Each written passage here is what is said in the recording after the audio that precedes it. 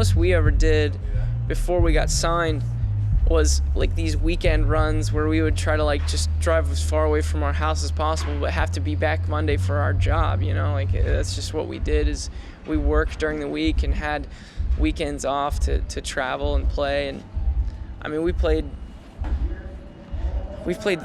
so many shows in front of nobody, you know, and I don't know, I wouldn't want to go back and do it over, but for some reason we were just like so like ignorant to whether or not it was a waste of time, and it wasn't. But man, I don't know how we did it without getting discouraged. It was dismal, man. We sweat and bled in front of no one. You know, you go from wanting this thing called like a record deal, you don't know what it is, and it's such an abstract concept at first, and then all of a sudden everyone wants to give you one, and then you try to figure out which one is the best one.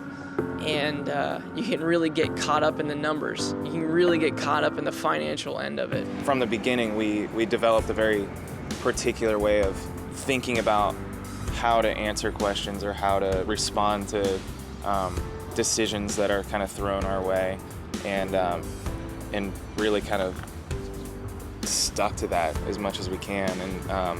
And the name of the band has a lot to do with that. The band name, it comes from play All My Sons by Arthur Miller.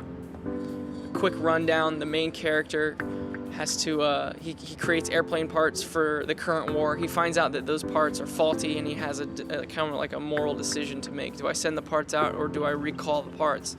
He ends up sending the parts out, and 21 pilots died because of that decision. He had a lot of justifications like money and upholding his name and all these things that made sense, but ultimately it was the wrong decision.